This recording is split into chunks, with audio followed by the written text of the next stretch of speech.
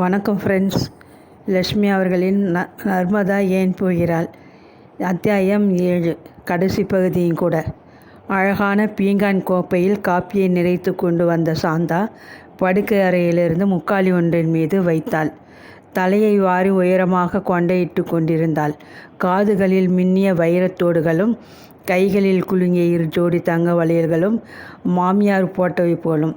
ஒரு சில நகைகளிலேயே தாய்மையின் பூரிப்பில் ரொம்பவும் அழகாக தென்பட்ட சாந்தாவின் கன்னத்தை வழித்து திருஷ்டி கொடுக்க வேண்டும் போல அவள் மனம் துடித்தது. அவள் மனதில் ஓடிய எண்ணங்களை சாந்தா புரிந்து கொண்டவள் போல் சற்றென்று பதிலளித்தாள். என் மாமியார் ரொம்ப நல்லவங்க. எங்கள் வீட்டிலிருந்து எதையும் எதிர்பார்க்கலை. கட்டின சேலையோடு என்னை அனுப்பினாலும் போதும் என்று சொல்லிட்டாங்க. நீ ரொம்ப அதிர்ஷ்டசாலிதான் சாந்தா. நர்மதாவின் வார்த்தைகள் தடுமாறின. காப்பி ஆரிடம் சாப்பிடுங்கள் என்று கோப்பையை எடுத்து சாந்தா அவளிடம் நீட்டினாள். அப்பொழுதுதான் நர்மதாவுக்கு ஞாபகம் வந்தது. இந்தாம்மா, இதெல்லாம் உனக்கு வாங்கிட்டு வந்தேன். நல்லபடியாக நீ பெற்று குழந்தையோடு பூக்ககம் திருமணம்னு வாழ்த்துறேன். பிறக்கும் முதல் குழந்தை உன்னை போலவே ஒரு நல்ல பெண்ணாகவே பிறக்கட்டும். வாயார வாழ்த்திவிட்டு பையை எடுத்து அவளிடம் தந்தாள். அதை கீழே வைத்துவிட்டு சாந்தா குனிந்து அவளது கால்களை தொட்டு கும்பிட்டாள். பெரியவங்க, மனம் நிறைந்து வாழ்த்துகிறீங்க. நன்றி அம்மா. என் கணவர் கூட சொல்கிறார், பிறக்கிறது முதல் குழந்தை பெண்ணாக இருக்கணுமாம். சாயலில் தன்னை போலவும் குணத்தில் என்னை போலவும் இருக்கணுமாம். தன் கணவனை நினைத்து கொண்டு பெருமையோடு மெல்ல சிரித்தபடி சொன்னாள். என் மாமியாரும் ரொம்ப அன்பானவங்க. என்னை தமது பெண் போல கவனிச்சிக்கிறாங்க. இந்த வைரத்தோடு வலைகளில் எல்லாமே அவங்க செய்து போட்டவை. இல்லாட்டா எங்கள் அப்பாவால் இதெல்லாம் வாங்கி போட கட்டுப்படியாகுமா? சுருக்கென்ற அந்த வார்த்தை நர்மதாவின் நெஞ்சை குத்தியது. ஏதாச்சும் வேணும்னா குரல் கொடுங்க, போய் மற்ற காரியங்களை கவனிக்கிறேன். இன்னும் கொஞ்ச நேரத்தில் ஆப்பங்கள் தயாராக்கிட்டு உங்களை சாப்பிட கூப்பிடுகிறேன் என கூறிவிட்டு அவள் அப்பால் சென்று விட்டாள். ஒன்றுமே நடக்காது போல சாந்தா அவளிடம் மிகவும் பிரியமாக நடந்து கொண்டது அவளது குற்ற உணர்வை மிகைப்படுத்தியது. சாந்தாவின் இடத்தில் அனுப்பமாக இருந்திருந்தால் இத்தனை நேரம் அவளது பெட்டியையும் பழங்கள் கொண்ட பையையும் வாசலில் வீசி வெளியே போங்கள், எந்த முகத்தை வச்சுக்கிட்டு இந்த வீட்டுக்குள் வருகிறீங்க என்ற வார்த்தைகளை வாரி கொட்டி வெளியேற்றியிருப்பாள். பூமி தேவியைப் போல இந்த பெண் சாந்தாவுக்கு எத்தனை ஒரு பொறுமை, அடக்கமான குணம். எல்லாம் இப்பொழுது நடப்பது போல அவளது கண்முன் அந்த சம்பவம் விரிந்து கொண்டு நின்றது. ஹரிக்கு பார்த்த பல பெண்களில் சாந்தாவும் ஒருத்தி. வாத்தியார் வேலுமணியின் மூத்த பெண். பார்க்க அழகாக இருக்கிறாள். பதிவுசான பெண். ஏதோ படித்திருக்கிறாள். வீட்டு காரியங்களில் ரொம்ப கெட்டிக்காரி என்று உறவுக்கார அம்மா கனகம் சொன்னாள். 2 வீட்டார்களிடையே அவளே தூது நடந்தாள். ஜாதகம் பொருந்தது என்று ஜோசியரும் ஆமோதித்து விட்டார். பெண் பார்க்கும் படலம் துவங்கியது. மகன் காரை ஓட்ட வெற்றிலைப்பாக்கு பழங்களுடன் சம்பிரதாயத்திற்கு அண்டை வீட்டு சிவங்கலி அம்மாளை அழைத்து கொண்டு சென்றிருந்தாள் நர்மதா. வந்தவர்களை பக்கத்து வீட்டிலிருந்து கடன் வாங்கி போட்டிருந்த நாட்காலிகளில் உட்காரச் சொல்லி உபசரித்தார் வாத்தியார். வீட்டையும் சூழ்நிலையையும் நோட்டமிட்டபடி காப்பியை கொண்டு வந்து வைத்த பெண்ணின் தாயை ஆராய்ந்தாள். இடுப்பிலே சுங்கடி சேலை, கழுத்திலே மெலியதானதொரு தங்கச்சங்கிலி, கைகளில் கண்ணாடி வளையல்கள், நடுவே ஒரே தங்க வளையல், காதுகளில் சிவப்பு தோடு. பார்க்க சிவப்பாக கொஞ்சம் பருமனாக இருந்தாள். காப்பியையும் டிஃபனையும் சாப்பிடுங்கோ, போண்டாவையும் காசி அல்வாவையும் சாந்தாதான் செய்தாள் என்று கூறிவிட்டு வெற்றிலையால் காவியேறிய பற்களை காட்டி சிரித்தாள் தாயார். சாந்தாவை கூப்பிடேன், அவளைதானே பார்க்க வந்திருக்காங்க என்று கூறிவிட்டு அம்மா சாந்தா என்ற குரல் கொடுத்தார் வேலுவாத்தியார். பச்சை வண்ண மல்மல் சேலையும் காதுகளில் தங்க வளையல்களுமாக வெளியே வந்த அந்த பெண்ணை பார்த்தாள் நர்மதா. அம்மா மேலிருக்கும் நகை கூட பெண்மேனியில் காணவில்லையே என்று மனதில் ஒரு திகைப்பு. கால்களில் விழுந்து கும்பிட்டு எழுந்த பெண்ணை மீண்டும் ஒரு முறை காலோடு தலைவரை ஆராய்ந்தாள்.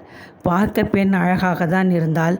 ஆனால் வாத்தியார் வேலுமணியின் அந்தஸ்தும் அவர்களது வீட்டு சூழ்நிலையும் தங்களது அந்தஸ்திற்கு சமமாக இருக்காதே என்று மனம் அங்கலாய்த்தது. தூது நடந்த கனகம் ரொம்பவும் அவசரக்காரி. பெண் எப்படி என்று கேட்டாள். மரியாதைக்காக பெண் நன்றாக இருக்கிறாள், அவளுக்கு என்ன குறைச்சல் என்று சொல்லிவிட்டாள் நர்மதா. ஹரிக்கும் பெண்ணை ரொம்பவும் பிடித்து விட்டிருந்தது. அவங்க கொஞ்சம் சுமாரான இடம்னு யோசிக்கிறீங்களாமா? எப்படி இருந்தால் என்ன, நமக்கு வேண்டியது அந்த வீட்டு பெண், அவ்வளவுதானே. நம்ம வீட்டுக்கு வந்ததும் தானே அந்தஸ்தை ஒத்திக்கிறான் என்றான் மகிழ்ச்சியுடன். இல்லை இருப்பா ஹரி, அவசரப்படாதே. இன்னும் 2 இடத்தில் பெண் பார்க்க ஏற்பாடு செய்திருக்கிறேன்.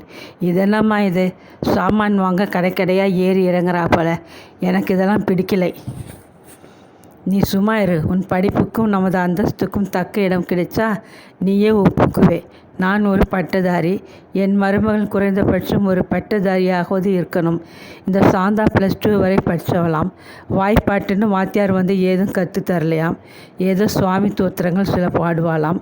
சமைக்க தெரியுமாம். அது ஒரு பெரிய விஷயமா? ஹரியின் உற்சாகத்தை உடனடியாக அமுக்கினாள். வாத்தியார் வேலுமணியிடம் கனகம் உளறிவிட்டது பெரும் தவறாக போய்விட்டிருந்தது. பெண் பிடிச்சு போச்சு, முகூர்த்த நாள் வைக்கிறது தான் பாக்கி, கவலைப்படாதீங்க என்று கூறிவிட்டு வந்துவிட்டால் அந்த அதிக பிரசங்கி. அதற்குள் விஷயம் தீ போல 4 பக்கமும் பரவிவிட்டது. வாத்தியார் வேலுமணி பெண் சாந்தாவை ஹரி கல்யாணம் செய்துக்க போகிறானாமே. கடைத்தெருவில் தூரத்து உறவுக்காரி ஒருத்தி கேட்டபோது நர்மதா திடுக்கிட்டு போனாள். இதென்ன கூத்து? ஹரிக்கு நான் வேறு இடத்தில் பெண் பேசி முடித்து விட்டிருக்கிறேனே, இப்படி ஒரு கதையை யார் கிளப்பியது என்று திகைப்புடன் வீடு வந்தாள். வாத்தியார் வேலுமணி தமது மனைவியுடன் வந்து அவளுக்காக காத்திருப்பதைக் கண்டு அதிர்ந்து போனாள். வந்தவர்களை உட்கார வைத்து காப்பி கொடுத்து உபசரித்தாள் நர்மதா. பின்னர் அந்த அதிர்ச்சியான சங்கதியை அவர்களிடம் துணிவாக சொன்னாள். மிஸ்டர் வேலுமணி, என் மகனுக்கு வேறு இடத்தில் நிச்சயம் செய்துவிட்டேன். வாத்தியார் இடிந்து போய்விட்டார். முகம் வெளுத்து நெற்றியில் வியர்வை பூக்க உதடுகள் நடுங்க. என்னம்மா சொல்கிறீங்க? வியப்புடன் கேட்டார். உண்மையை சொல்கிறேன். நீங்கள் நல்ல குடும்பத்தை சேர்ந்தவங்க, ஒத்துக்கிறேன். உங்கள் பெண் பார்க்க லட்சணமானவ, அதையும் ஒத்துக்கிறேன். ஆனால் நான் எதிர்பார்த்த வரதட்சணை சீரீதிகளை உங்களால் சமாளிக்க முடியாது. பையனுடைய மேற்படிப்பை ஒத்துக்கொண்டு பெண்ணுக்கு நகைகள் போட்டு ₹1,00,000 வரதட்சணையோடு ஒரு பெண் வந்துட்டாலே அவளை நான் எப்படி ஒதுக்க முடியும்? வரதட்சணையின் கொடுமைகளை பற்றி நீங்கள் எல்லாம் மேடையில் பேசுவது வெறும் கண் துடைப்புன்னு சொல்கிறீங்களா? மிஸ்டர் வேலுமணி, நான் எப்போவோ மேடையில் ஏதோ பேசியிருப்பேன். அதுக்கும் என் வாழ்க்கையில் ஏற்படும் எதிர்பாராத நிகழ்ச்சிகளுக்கும் சம்பந்தம் கிடையாது. என் பிள்ளை ரொம்ப படித்தவன். அவன் வேலை பார்க்கும் இடத்தில் ஒரு உயர் மட்டத்து அதிகாரியாக இருக்கிறான்.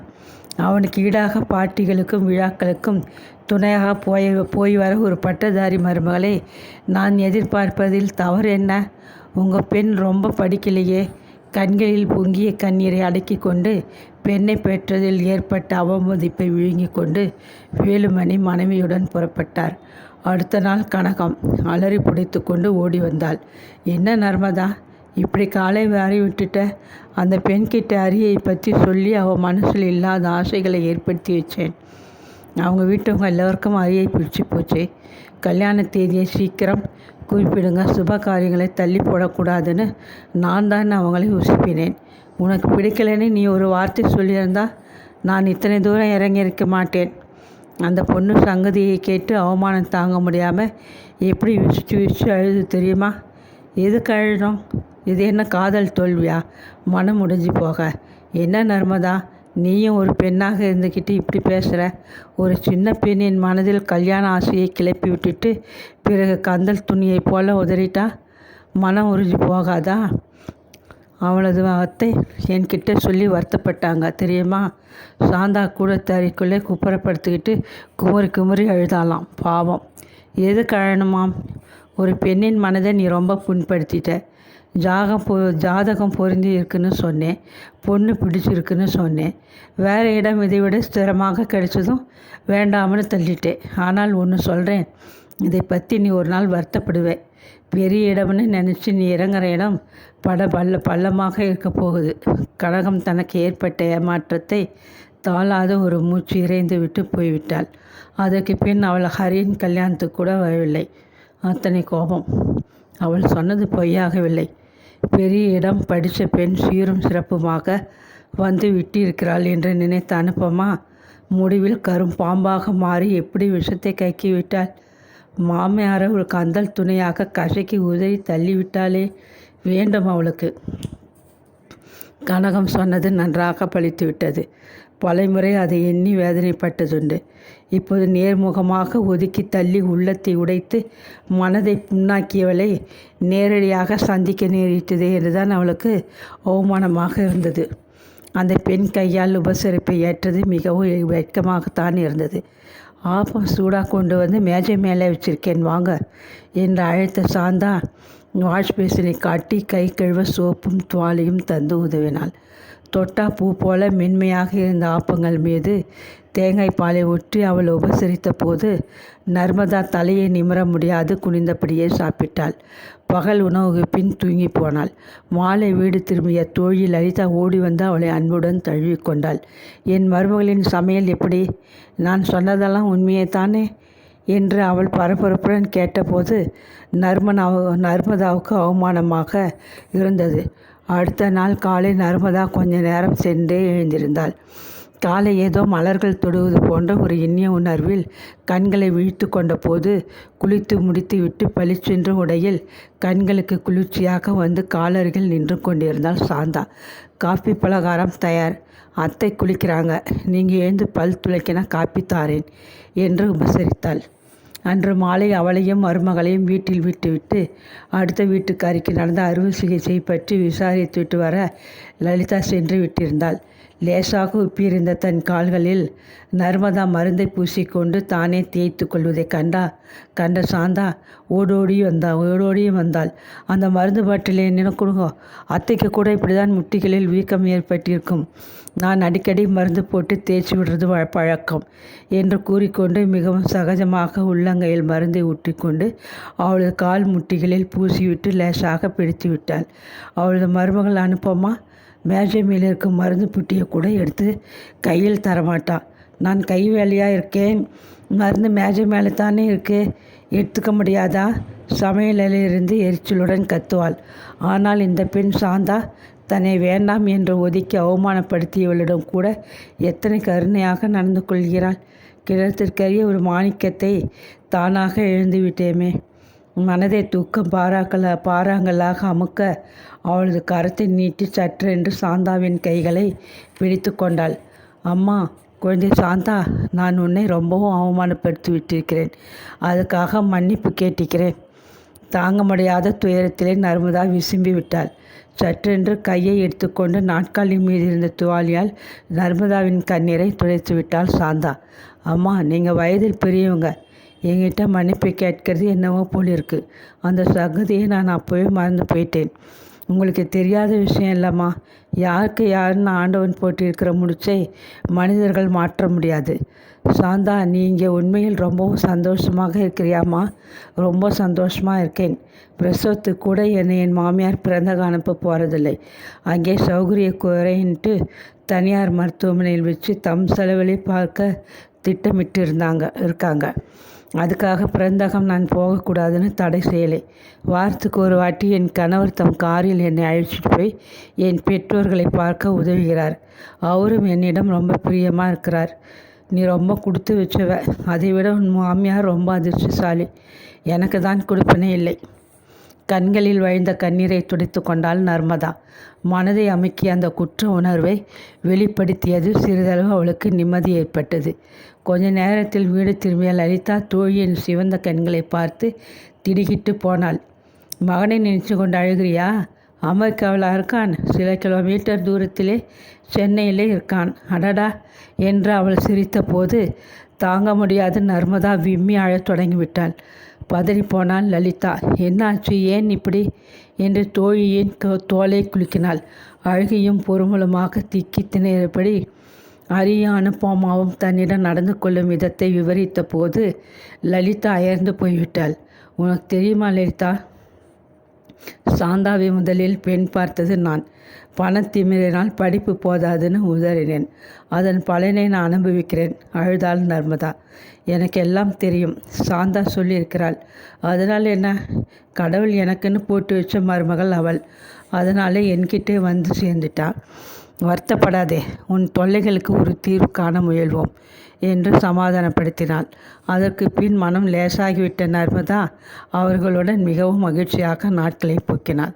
சுற்றுலா போயிருந்த அவள் மகன் மோகன் திரும்பி வந்ததும் நர்மதாவின் நாட்கள் இன்னமும் வேகமாக சந்தோஷமாக மறைந்தோடின. தன் தாயையும் அவளது தோழியையும் மனைவியையும் காரில் ஏற்றிக்கொண்டு விடுமுறை நாட்களில் அவர்களை காஞ்சிபுரத்திற்கு கோயில்களை தரிசிக்க அழைத்து சென்று வந்தான். மகாபலிபுரத்துக்கு ஒரு நாள் பிக்னிக் செய்ய தேவையான உணவுப் பொருட்களுடன் போனார்கள். இதை தவிர கடை தெருவுக்கு போக வேண்டுமோ? இருங்கோ, அலுவலகத்திற்கு வந்ததும் கூட்டிக் கொண்டு போகிறேன். சிநேகிதியின் வீட்டுக்கு விஜயம் செய்ய வேண்டுமா? காரில் கொண்டு விடுகிறேன். எப்பொழுது திரும்பி வந்து கூட்டி போகணும் சொல்லுங்கோ, அழைத்து செல்கிறேன் என்று மிகவும் பரிவுடன் உபசரித்தான். இவன் அல்லவா பிள்ளை, அவளும் பெற்றாலே ஒரு மகனை என்று இடையே மனம் எண்ணி குமரதான் செய்தது. தோழிகள் இருவரும் நகரத்து சபாக்களில் நடந்த நாடகங்கள், கச்சேரிகள், உபன்யாசங்கள் ஒன்றையும் விட்டு வைக்கவில்லை. இவ்வளவு வேகமாக லீவு முடிந்துவிடும் என்று நர்மதா நினைக்கவே இல்லை.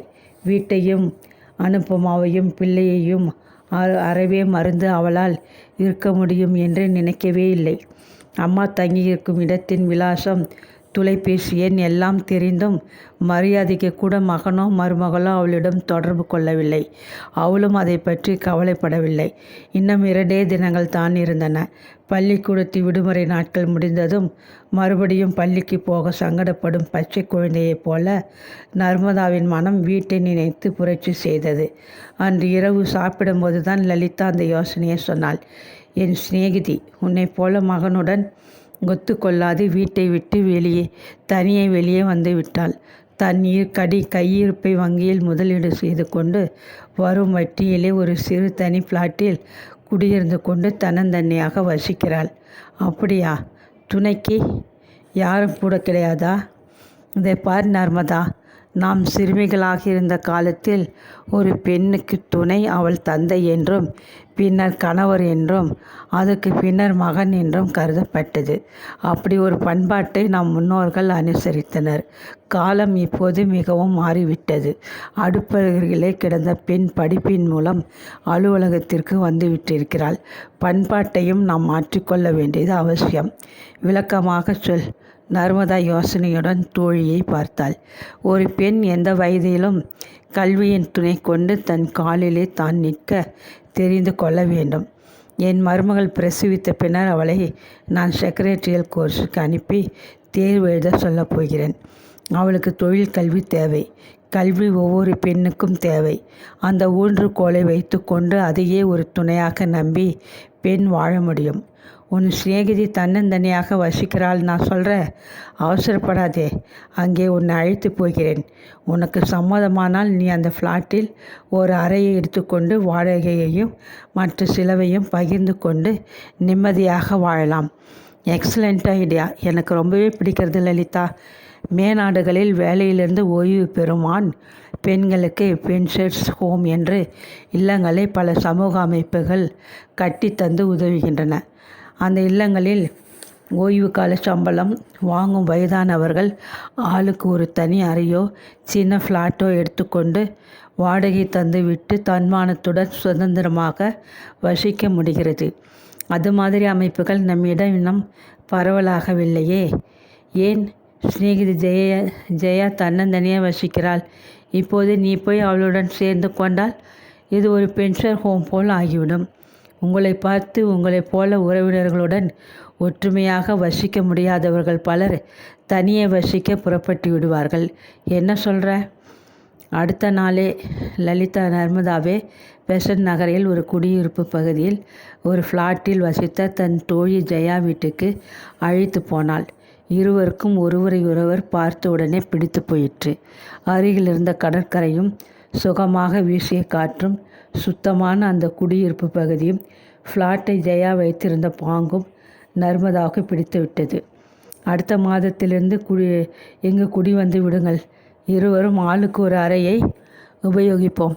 சமையலுக்கு ஒரு வேலையால் போட்டுக்கொண்டு செலவை பங்கிட்டு கொள்வோம் என்ற ஏற்பாட்டிற்கு இசைந்தாள் நர்மதா. வீட்டுக்கு திரும்பிய நர்மதா தன் அறையில் இருந்த அலங்குலத்தை கண்டு கொதித்து போனாள். யார் என் படுக்கையை உபயோகித்தது? என் உத்தரவில்லாமல் என் அலமாரியை திறந்து புத்தகங்களை தாறுமாறாக போட்டது யார்? இது வீடா அல்லது சத்திரமா? உரத்த குரலில் இன்னமும் ஊருக்கு கிளம்பாது முகாமிட்டிருந்த மருமகளின் அக்கா முன்னிலையில் இறைந்தாள். அந்த 3வது அறையிலே இருக்கிற விசிறி சரியாக சுத்த மாட்டேங்குது. அதனாலே அக்கா குடும்பத்து உபயோகத்துக்கு உங்கள் அறையை கொடுத்தேன். அதில் என்ன தப்பு? ரொம்ப தப்பு. படுக்கை, கட்டில், புத்தக அலமாரி இதுகளெல்லாம் என்னுடையவை. என் உத்தரவில்லாமல் நீ உன் உறவுக்காரங்களை வச்சு கொண்டாட உரிமை கிடையாது. அவ்வளவுதான். அனுப்பமாவின் அக்கா ஓவென்று அழத் தொடங்கினாள். கொண்டார் கொடுத்தார் வீட்டிலே போய் தங்கினா இப்படி தான் அவமானப்படணும்னு எனக்கு தெரியும். அப்போவே இவர்கிட்டே சொன்னேன். நர்மதம்மா வரத்துக்குள்ளே கிளம்பிடுவோம்னேன். இவர் தான் கேட்கலை. விம்மி அழுதாள். கொண்டான் கொடுத்தான் வீட்டிலே வந்து தங்கிறது மரியாதை இல்லைன்னு தெரியும் இல்லையா? உடனே கிளம்பி போயிருக்கணும். நர்மதா சீறினாள். எங்கள் அக்காவை போக சொல்ல நீங்கள் யார்? அனுப்பமா கேட்டபோது ஆத்திரத்தில் ஆவேசமாக வந்துவிட்டது நர்மதாவுக்கு. நான் ஹரியின் அம்மா, உன் மாமியார். ஹரி என் கணவர். இது அவருடைய வீடு. இருக்கலாம். இந்த வீட்டில் எனக்கும் பங்கு உண்டு. ஏன்னா 10 மாதம் என் வயிற்றில் அவனுக்கு இடம் கொடுத்தவ. இந்த வீட்டில் இடம் இல்லைன்னு சொல்ல அவனுக்கு துணிவு இருக்காது. அன்று மாலை வீடு வந்தவனிடம் உடனடியாக தூண்டி கொடுத்தாள் அனுப்பமா.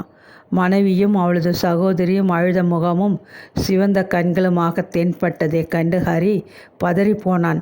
காரணம், வீட்டுக்குள் வந்த அம்மாதான் என்று அறிந்தபோது கோபவேஷமாக்கி போனான். வந்ததும் வராததுமா என்ன கலாட்டாயுது?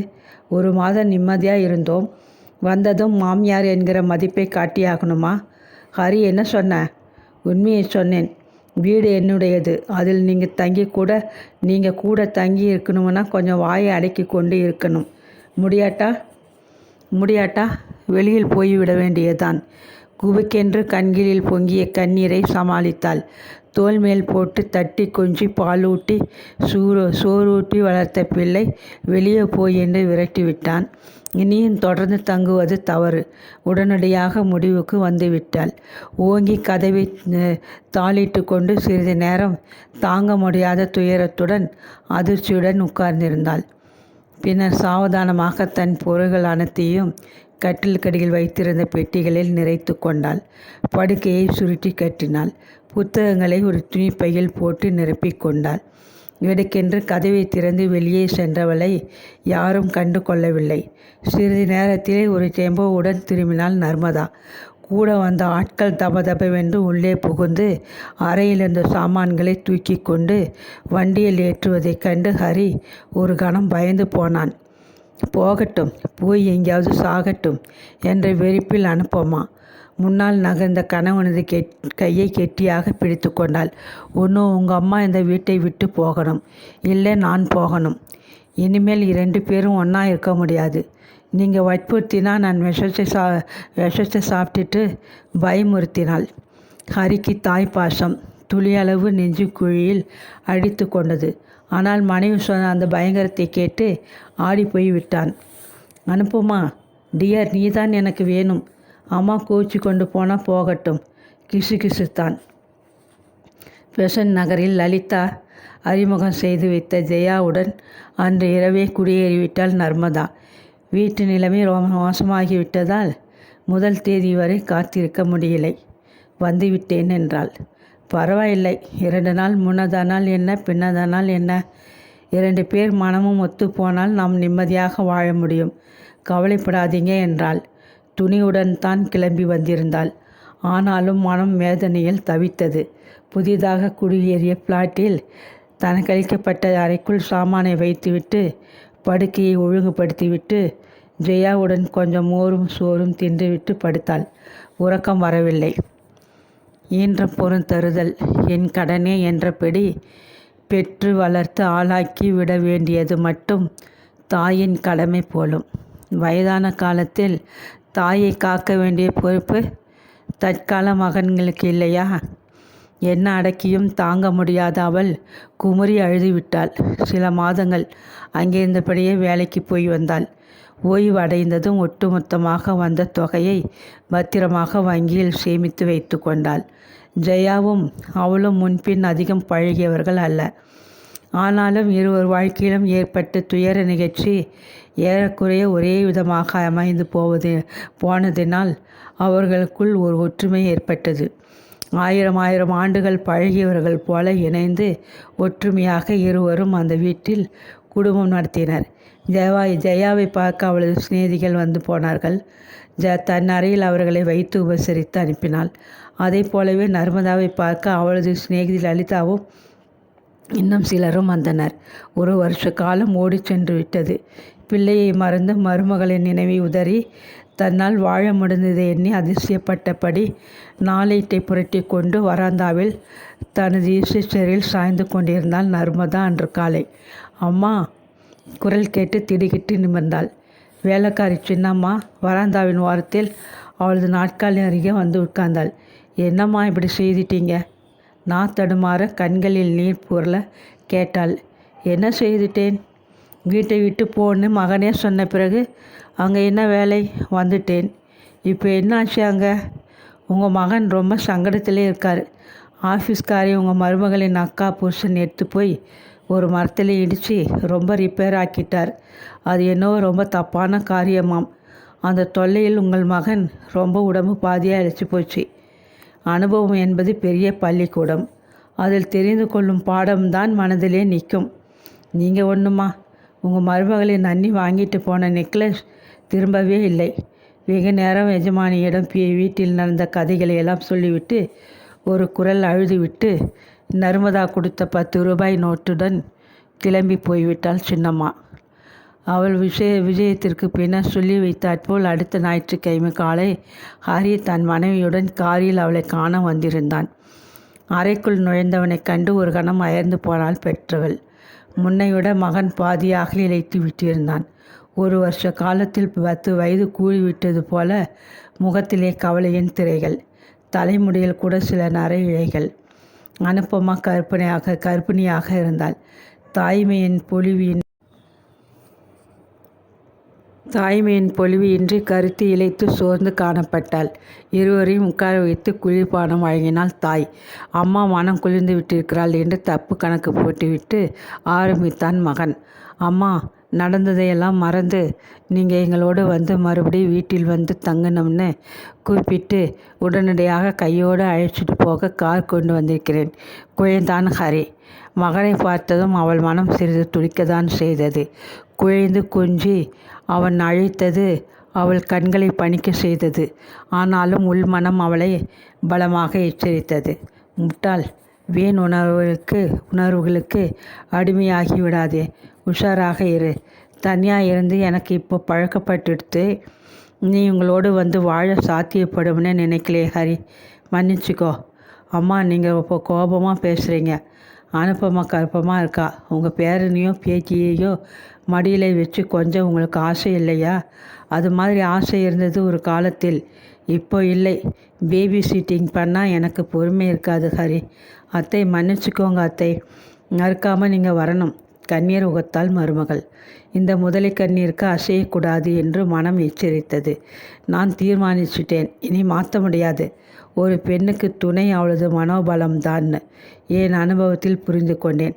அதை நீ மாற்றிக்கொண்டு மற்ற துணைகளை நாடி நான் வாழ்க்கையை மாற்றிக்க முடியாது ஹரி. அனுப்பமா, நீங்கள் இளம் தலைமுறையை சேர்ந்தவங்க. நான் பழைய தலைமுறையை சேர்ந்தவ. நமக்குள் இருக்கும் இடைவெளி பெரிது. அதை பெருக்கிக் கொள்ள புரிஞ்சிக்க முடியாதா அம்மா? முடியலைன்னு தெரிஞ்ச பிறகு மறுபடியும் நான் விஷ பரீட்சைக்கு தயார் இல்லை. ஹரி, அனுப்பமா, உங்களுக்கு என் வாழ்த்துக்கள். இந்த வயதில் தனியாக இருக்க எனக்கு துணிவு வந்திருக்கும்போது கணவனும் மனைவியுமாக இருக்கிற உங்களுக்கு வாழ துணிவில்லையா?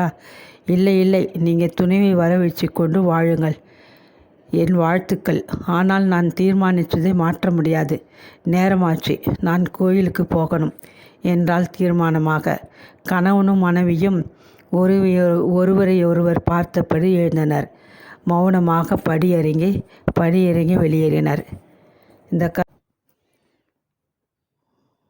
இத்துடன் இந்த கதை முடிவடைந்தது. அடுத்த கதையில் மீண்டும் சந்திப்போம்.